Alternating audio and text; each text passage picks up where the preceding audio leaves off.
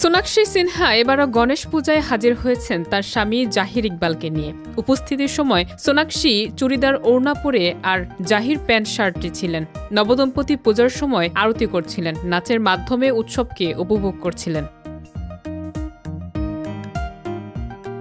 নবদম্পতি সোনাক্ষী সিনহা ও জাহির ইকবালের সম্পর্ক সামাজিক মাধ্যমে বারবার আলোচনার জন্ম দিচ্ছে। অভিনেত্রী প্রতিনিয়ত স্পষ্ট করেছেন, ধর্ম নয়, ভালোবাসাই তাদের সম্পর্কের মূল ভিত্তি।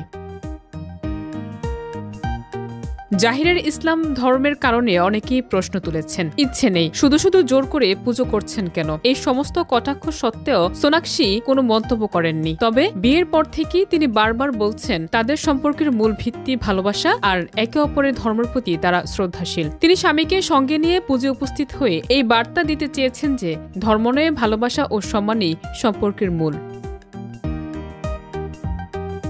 ধর্ম বিভিন্নতার মধ্যেও তাদের সম্পর্কে দৃঢ়তা ও পারস্পরিক শ্রদ্ধা সোশ্যাল মিডিয়ায় একটি বার্তা হিসেবে পৌঁছাচ্ছে। গণেশ পূজা, নবদম্পতির উপস্থিতি এবং সোনাক্ষী স্পষ্ট বার্তা ভালোবাসা ও সম্মানই সত্যিকারের সম্পর্কের ভিত্তি। বলিউডে এই সময়ের জন্য আলোচনার কেন্দ্রবিন্দুতে পরিণত হয়েছে।